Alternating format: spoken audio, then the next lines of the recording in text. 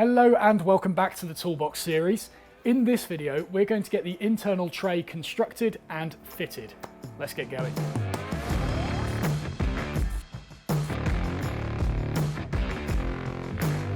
So the internal tray is nothing more than a box with an open lid. And by this point in the project, you should be pretty comfortable with constructing boxes. So for that reason, we're going to gloss over some of the processes surrounding the construction of the box. However, I will be sure to touch on some of the important details throughout. Now, so far, you'll see that I have added these, which are nothing more than large sections of wood that make up a shelf for the tray to sit on. I carefully shot these down to size to ensure that they are a nice snug fit in there. And of course, the height of these is up to you. I personally sized it so that I could fit a low angle jack plane in this section upright without it interfering the tray. As for the tray components, these are going to be constructed using mitered dovetails. However, because the top is open, you only really need to do a miter on the bottom, which will house the groove for the base of the tray. The top can just be a standard through dovetail. And as for sizing the internal components for the tray, I've carefully shot them down to size so that they are quite snug as they're inserted into the box. And also,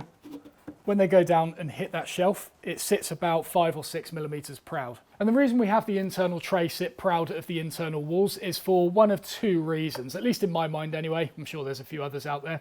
The first one being it creates quite a good seal around the lid when it's shut. Now dust and debris can't just go in from the side and then it's inside the box. It's now got to go in and up and over and all that.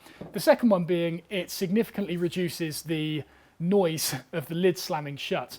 In this first example, still kind of catches. In this one without the tray, it's quite loud. So with the better seal in this original example created by that tray, it just significantly quietens that, which is very nice. And don't forget, I've got the added weight of something mounted in the lid here, and also this panel is a lot thicker than what I used in this one as well. So the odds are stacked against it, but it's much better than...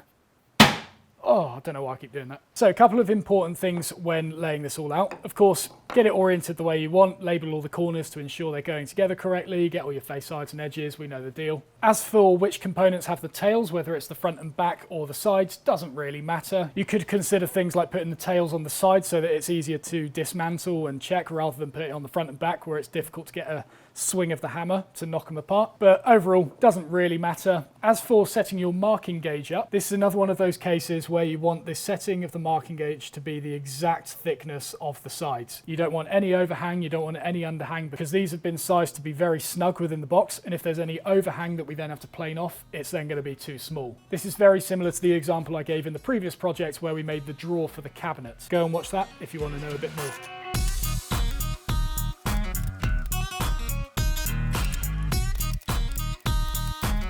So I plan on putting a 6mm groove in the back of this. So I'm going to give myself a 10mm wide miter at the bottom, just to give me plenty of room, and then probably 2 dovetails in this remaining area.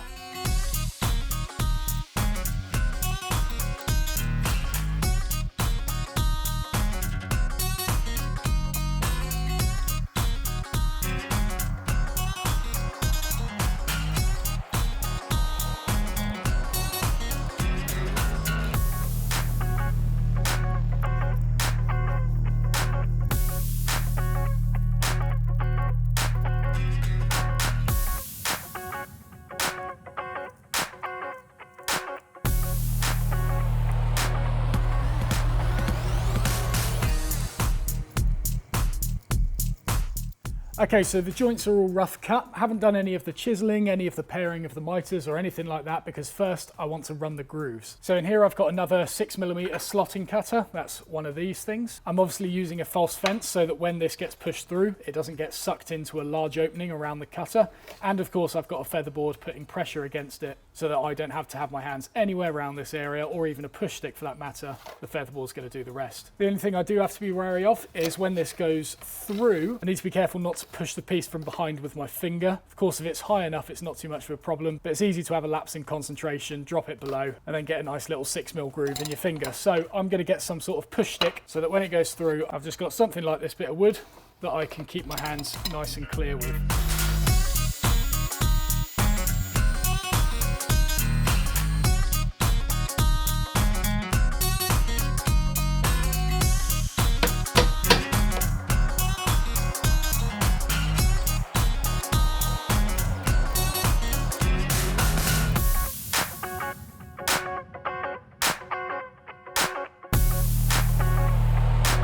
Okay, so quick sit rep.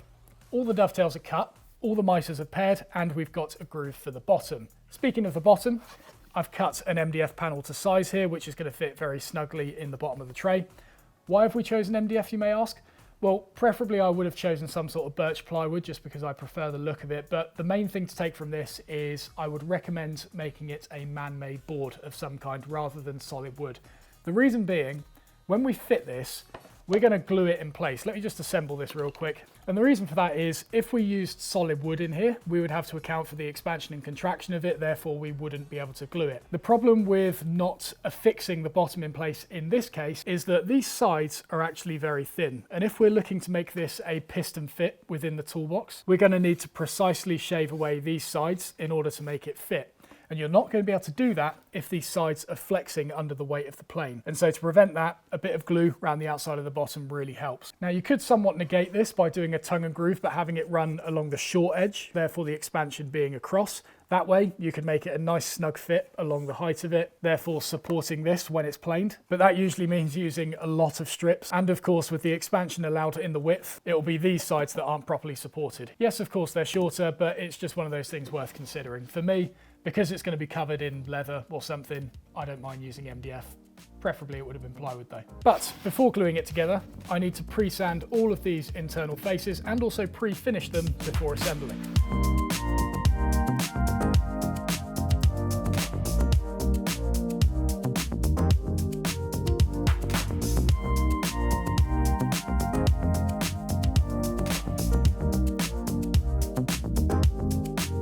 Okay, so the tray is dry fitted and I just want to talk you through where I've got to so far and some of the things I'm looking out for when I do the actual glue up. Firstly, I've taped off the bottom of the MDF to prevent any glue squeeze out from spilling onto that and then staining. I haven't actually done it on the inside because I plan on covering that anyway, so it's not too much of a big deal. And obviously I could have pre-finished the bottom of the MDF, but because it's quite an absorbent material, it would have taken a few coats and I need to get this thing glued up today, so it just made sense. As for the clamping, I've made blocks for the tails and the pins, therefore it's really mashing those corners together. And something really important with this, bearing in mind that we're gluing the bottom in place, is because these sides are quite thin, we've got clamps going end to end at the moment, and that is going to be causing some sort of bowing, whether it's outwards or probably not likely to be inwards because the MDF is a snug fit, but it could be bowing outwards. And that's a problem because we need this to be a snug fit in the toolbox afterwards. So when you're dry fitting this and when you're actually clamping it, get a ruler on it and just double check that it is sitting flat. I can see there is actually a bump in the middle of this. Let's flip it over and double check that. Definitely a bit of a bump in that one. I'm going to get another clamp across the width, just pulling it in ever so slightly. I'm not over clamping it because I don't want to bow it the other way, but just enough to get it flat. And you're not going to be able to check it on the outside at this point, but you should still be able to get on the inside of the tray to check it. With the sides, of course, because they're a lot shorter, it's much less likely to be bowing, but of course always worth checking nonetheless. So with that in mind, it is now time to glue this together. And of course, we'll do all the same checks that we just did with the addition of measuring the diagonals to ensure that it is square. And then once that's dry, we'll take it out and get fitting it.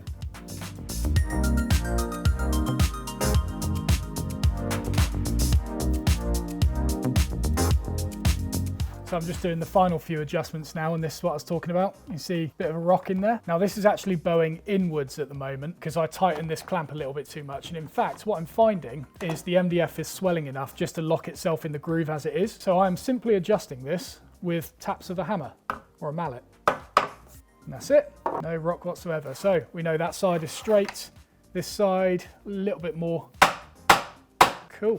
All right, that's all fine. Let's just measure the diagonals now. So I'm using pinch sticks to do this. This is what I used all the way back in the dovetail box project, which was the first project I did in the free online woodworking school. You essentially get two pointy sticks, push them to either side of the box, draw a line across them, and then if you do it to the other diagonal, if it's square, those should line up. First try, how about that? So if you want a reminder on how to use these as well as fix an out of square box, there'll be a link to that dovetail box series, specifically the gluing up video in the description below. But for now, I'm going to wait for this to dry and then we'll get fitting it. Right, so tray has been drying overnight and I'll give you a quick update of what I've been doing in the meantime. So to start with, let's have a quick look at the tray itself. It is just about sitting in the opening and I can just about force the sides in. Yeah, so that's good. Just means we need to do a little bit of easing of the plane. Speaking of planes, I've taken time to get this all sharp. And finally, I've also taken time to flatten the inside of the lock. You may remember previously I said about the little pokey out bits that may interfere with the tray. I just got those sanded down with a bit of sandpaper. There's still a few small lumps there, and work out throughout fitting the tray if there's still a problem or not. But the last thing you want to do at this stage is make it completely flat, because otherwise you'll just weaken the whole lock assembly. There's got to be something there, unfortunately. So given how close we are with the fit of this tray, it shouldn't actually require that much attention to get fitted within the box. Let's start by just flushing down the joints and then work out where we're at from there. One thing I would say is it is quite difficult to get this tray clamped in a vise if you don't have a leg vise like I do. There's a few ways around it, and it might actually require you to clamp the tray itself to the front of the workbench. But my advice would be to get some sort of platform like this underneath it if you can, and that will further resist any potential bowing of this surface when we put the plane over it. So let's just focus on the joints to start with.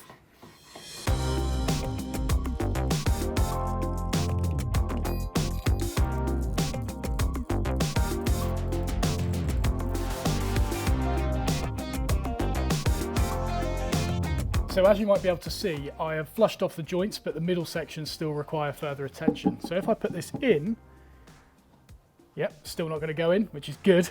You'll see that the sides go in a lot easier now. All I've effectively got to do is just remove a bump in the middle of these sides.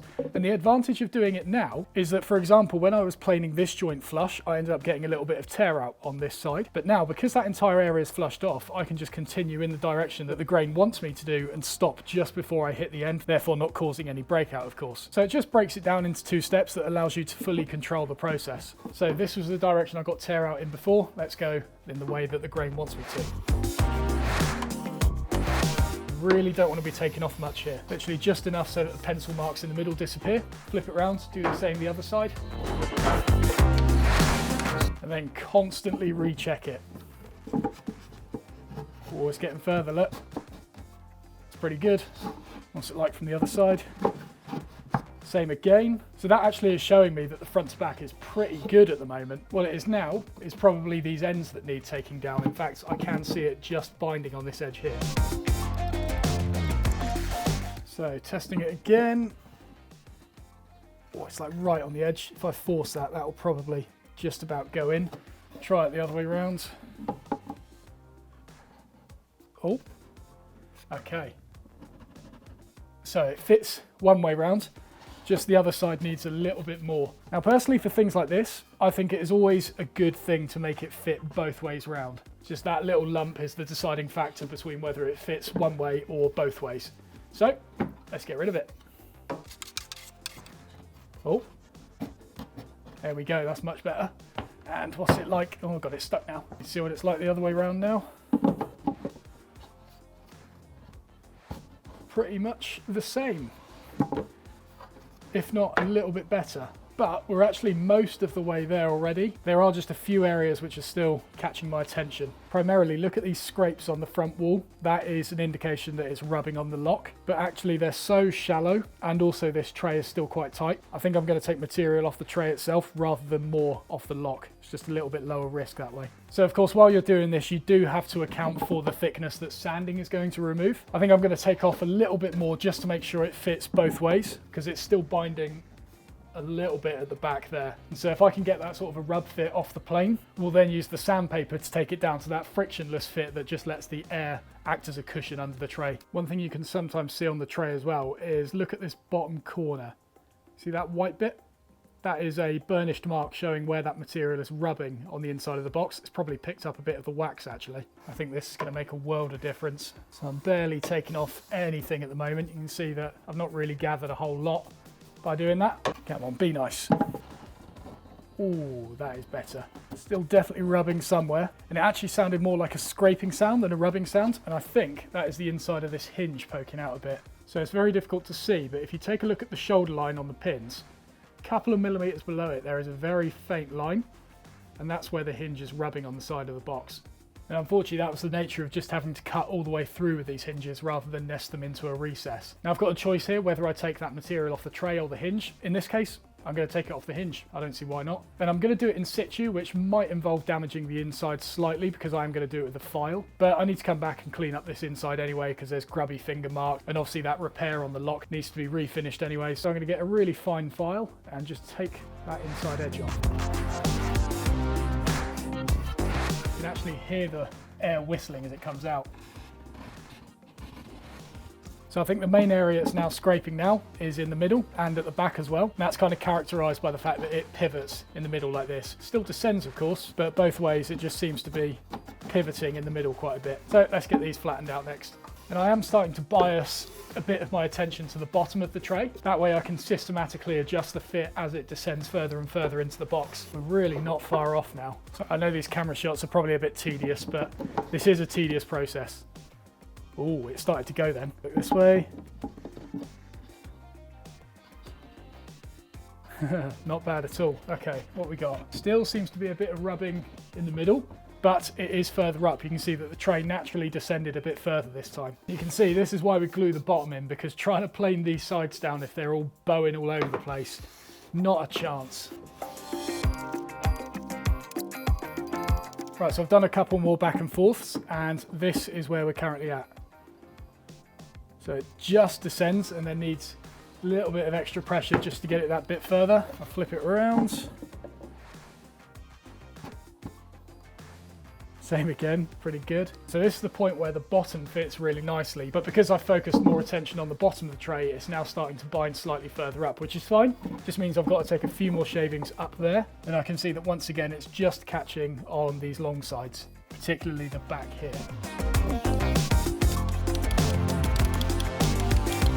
So you might have this a little bit while starting off, but this is what sanding will sort out. By smoothing out those sides, reducing the friction, it will stop this whole twisting and binding thing, because that is going when it's all leveled out. So I think, yeah, we can move on to sanding now. So yeah, next we're going to move on to sanding this, but I do want to reiterate that 90% of the work, maybe even 95% of the work, should be done with a plane. The sandpaper is purely going to be used to smooth out the grain and also smooth out the descent of the tray, because this is what we've got so far with the plane.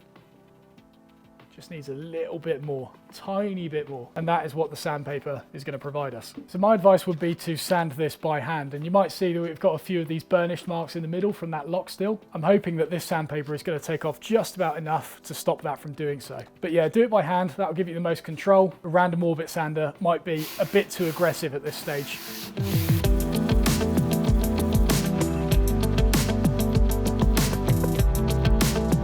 The other thing you'll want to do is put a small chamfer on the bottom of the tray to give it a bit of a leading edge as it descends. Now what I failed to mention, of course, is that when you use this tray, it's going to be loaded up with a bit of weight. Not a plane perhaps, but when that happens, it's certainly going to help it descend a lot easier. So just bear that in mind as you're fitting it, because it might be that the dividers you put in this will just add that extra mass to help carry it down.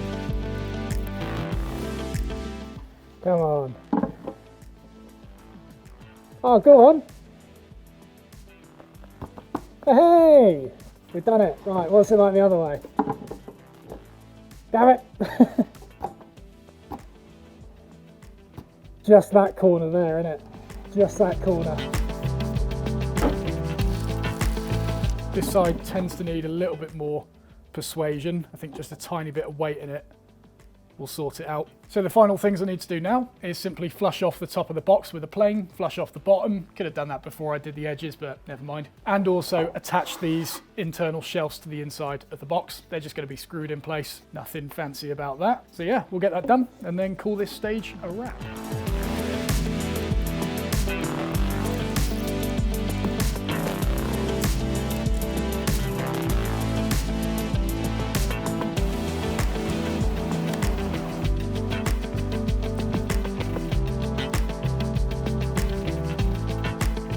Okay, so we've got a bit of a rock going on at the moment. So if it's rocking on these two corners, it means that these two are high. So let's take them round, take a bit of material off them.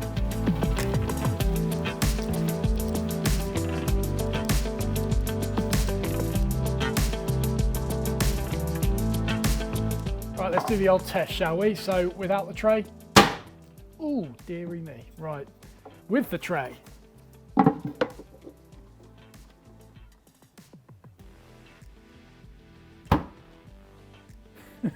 Nothing.